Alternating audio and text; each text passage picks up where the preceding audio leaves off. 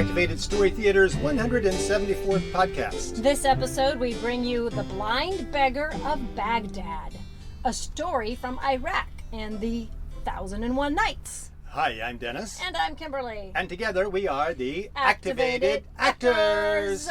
I always feel like doing a flip when we say that.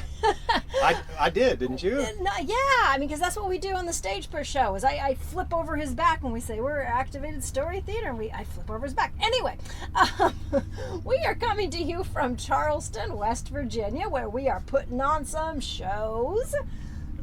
6 shows for the Kanawha County Library system. Yes, and we're activating those libraries, and then we are going to be in Delaware, Pennsylvania, Connecticut, Massachusetts, and a whole bunch of places. We'll let you know all of the details after the story, because I know you guys are looking forward to the story. And she's been researching her family tree, and she's discovered that she has roots in Kanawha County. I do. I'm trying to find out some more information about that. I'll be doing some research while we're here. And since we last saw you or heard you heard us, something like that, one of those sensory interactions, we have done lots of shows in North Carolina and Virginia. Yes, we got to watch the fireworks from Wilmington, North Carolina.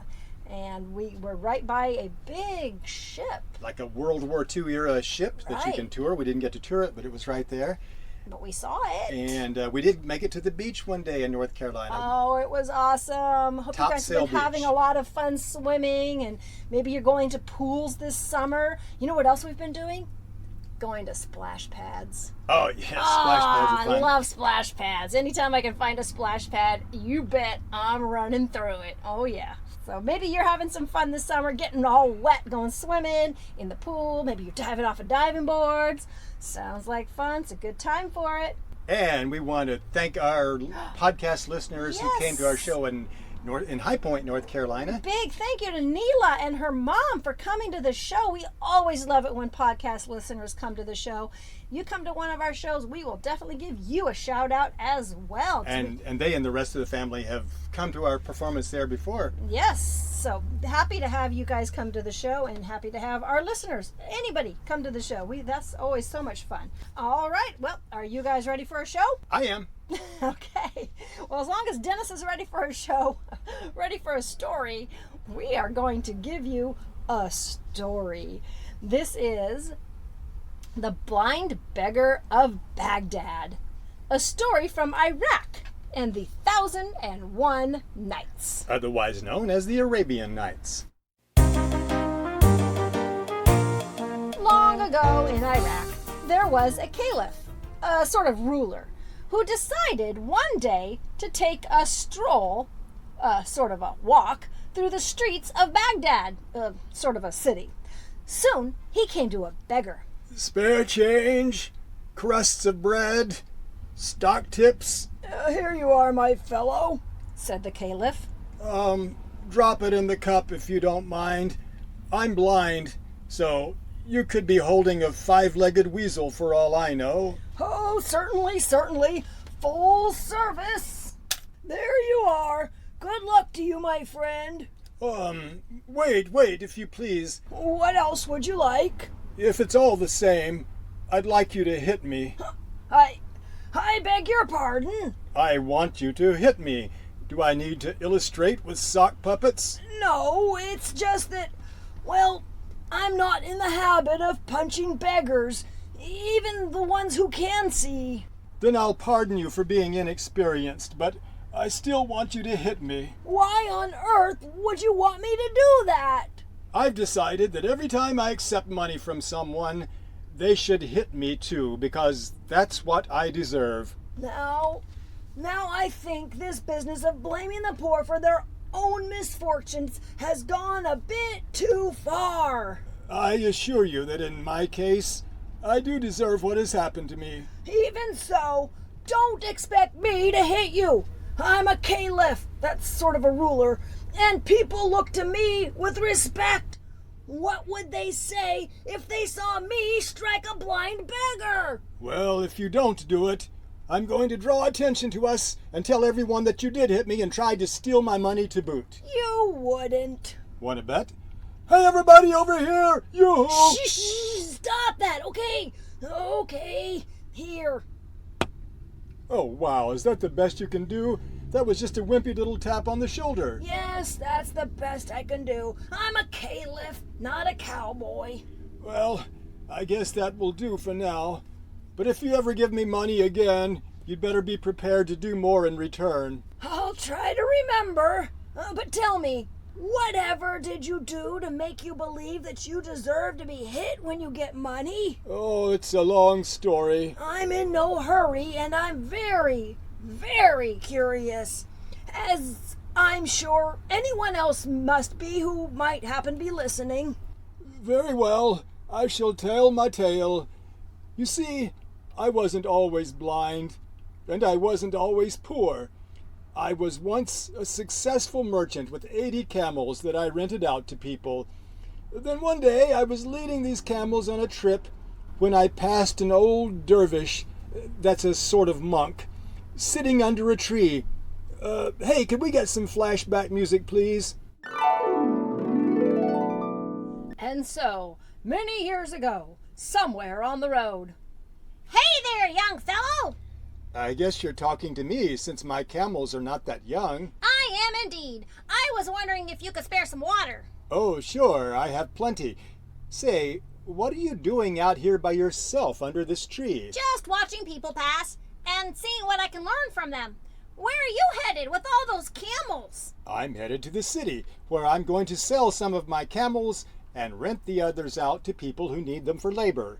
They're mighty fine camels. Look nice and strong. They are indeed. They can carry just about anything. Well, listen. I know where to find incredible riches.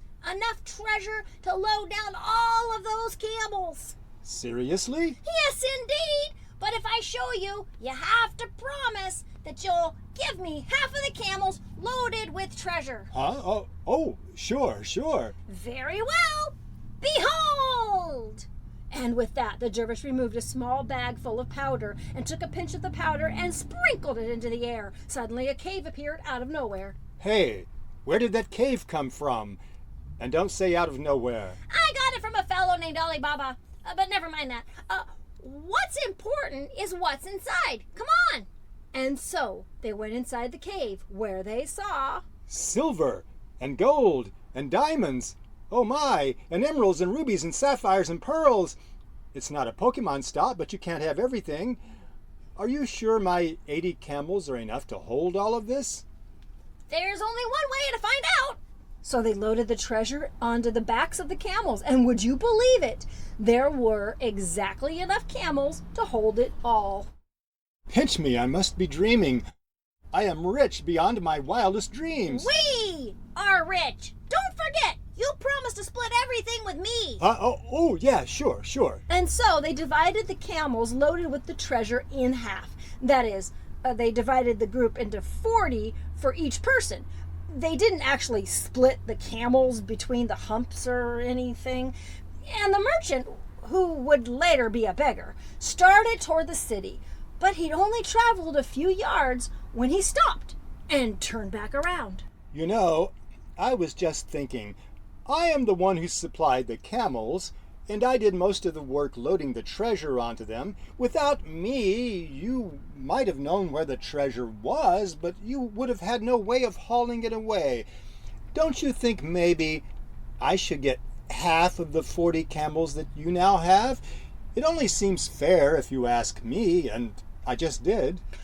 I suppose you might have a point there. Well, very well. Take 20 of my camels loaded with the treasure. Oh, thank you. I really appreciate that. So the merchant, who was to become the beggar, then had 60 camels loaded with the treasure. But he'd only traveled a few feet when he stopped again and turned back around. Say, I was just thinking, if you'll pardon my saying so, you are rather old and probably won't live a great many years longer. I, on the other hand, am still young and have many bills to pay. Don't you think it would make more sense if you gave me half of your camels loaded with treasure? Well, yes, I suppose that might be considered more just. Very well. Take 10 of my camels. And so he did, giving him 70 camels loaded with treasure. But he hadn't even taken any steps along his way at all when he stopped again. You know, it's a funny thing about thinking. Once you get started, it's hard to stop. I was just wondering... You were wondering if maybe I shouldn't give you the other 10 camels loaded with treasure. Well, now that you mention it, it does sort of make sense. I mean, look, I am a man of the world, but you are a dervish, which is a sort of monk. That's not exactly an occupation that requires 10 camels loaded with anything, much less treasure. You're absolutely right, my son. Here, take the remaining 10 camels loaded with treasure so I will not have to figure out what to do with them. If you insist, glad to help you out in a pinch. But I couldn't help but notice there still seems to be one little thing you kept from the cave. Oh, you mean this little box? Oh, it's nothing, really. Then why would you bother to keep it when you own almost nothing else? Now don't worry, I'm not going to ask you to give it to me, I promise. I'm just really curious about what's in it. Oh, well, since you asked, it's a very special ointment. Ointment? Yes, if you rub some of it under your left eye, you will be able to see for miles and miles. Really? You don't suppose I could try it, do you? Well, sure, why not? Just hold still and I'll rub some under your eye. There. Oh, wow, you're right. I can see my house, and I can see the Euphrates River, and I can even see rain in Africa. Oh, this is a very special ointment indeed. But why do you put it only under the left eye? Surely I could see twice as far if I put it under both eyes. Oh, no. If you put it under your right eye, you go completely blind. Oh, come on, you must be kidding. It's absurd that the same ointment should have the opposite effect. But it's true, I tell you. You just don't want to share any more of it with me. And that's your right. I promised I wouldn't ask you to give it to me. But if I were you and you were me, I'd share more of it. You would? Yes, indeed. Shame on you for not being more of a sharer. Well, as you wish. I mean, if that's really what you want, well, here, hold still, and I'll put some under your right eye. That's more like it. Hey, where'd you go? I can't see. This isn't funny. Why didn't you warn me I'd go blind? But the dervish had disappeared, and the camels loaded with the treasure had disappeared. In a way, everything had disappeared, since he was now blind. But the dervish and the camels loaded with the treasure were really and truly gone. And now, back to where we started. And so, ever since then, I have been a beggar on the streets. And since I was ruined by my own greed, I believe I deserve to be hit every time someone gives me money. That's a very sad tale indeed. But it seems to me that you've learned your lesson well, and you shouldn't have to live like this anymore. From now on, I will make certain that your needs are provided for. Oh, I appreciate the offer, sire, but I don't want to become a burden to anyone. Well, you tell a very good story. Maybe I can get you a job as an entertainer. Oh, well, that would be okay, I guess. And that's the story of the Blind Beggar of Baghdad from Iraq and the Arabian Nights, otherwise known as the 1001 Nights. Yay! And that's don't be greedy. That's the lesson right. there. Don't be greedy. Yes, don't be greedy. greedy. And like other stories, like many other stories in the Arabian Nights or 1001 Nights, it is a story within a story. In fact, the whole collection of stories are stories within a story. It's Scheherazade telling the stories to the king. It's almost too much of a good thing. What do you mean? I mean, like he had too much of a good Right, thing. right. He wanted more and more and And more. he didn't appreciate what he had. Yeah, I didn't appreciate what he had, so it's beyond just don't be greedy. It's, Yes. too much. He was blind figuratively, so he became blind literally. That's kind of the symbolic point of it. To get a little deeper into it. Woohoo! All right. Well, I hope you enjoyed that story. We are in the middle of our summer tour. We are doing a lot of shows this summer. We have made our way all the way to the East Coast. We are now in West Virginia. We got some shows tomorrow, but by the time this airs, you guys have heard about those in the last podcast. Yes, so let's move on to August. We're going to tell you about our August shows coming up for you.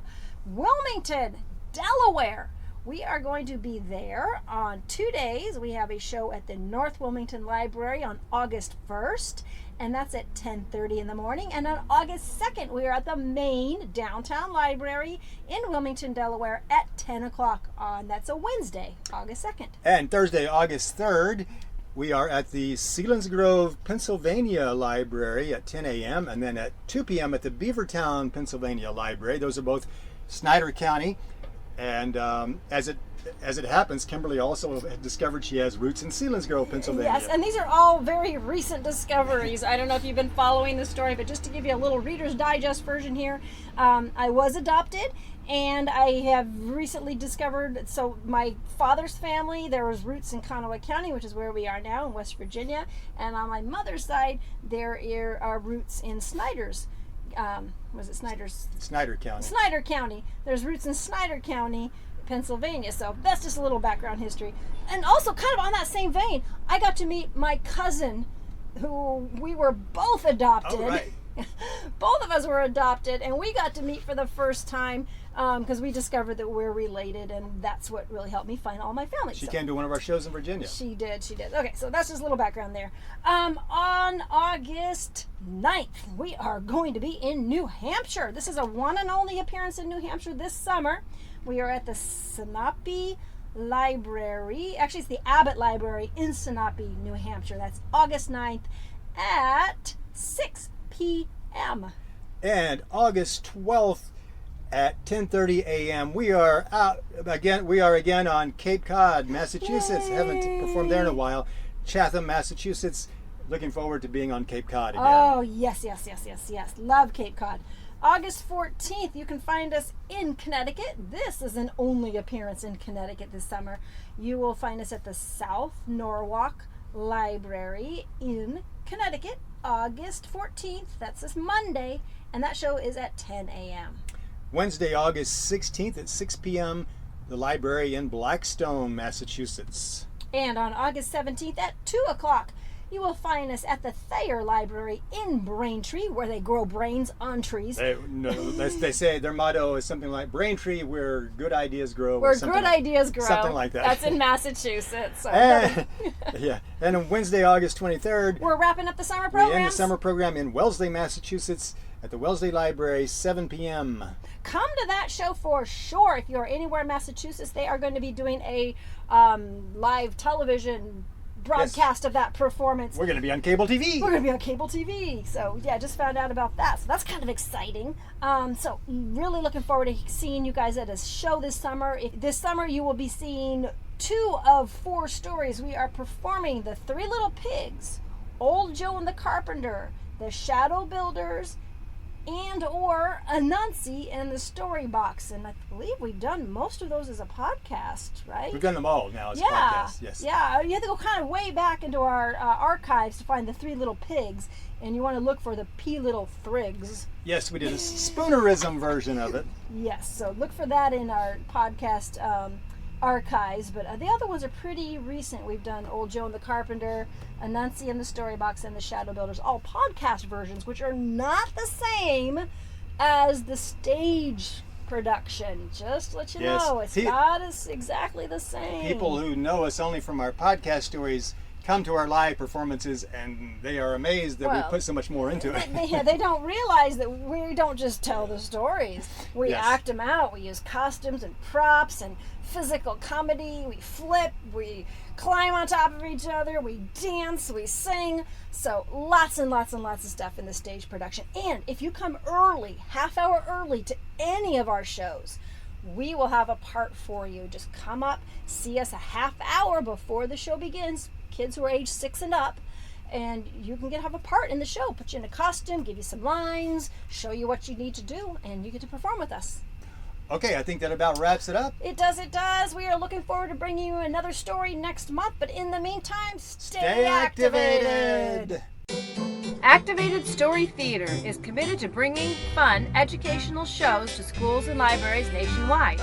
On stage, we use physical comedy, American Sign Language, imaginative props, and a giant, oversized book to bring multicultural folktales to life. For booking information, check out our website, activatedstorytheater.com, where you can also find out when the activated actors will be performing near you. Read a story or order one of our audio CDs. You can subscribe to this podcast on iTunes or listen on Stitcher. We look forward to your comments and folktale suggestions. Stay activated. Until next time.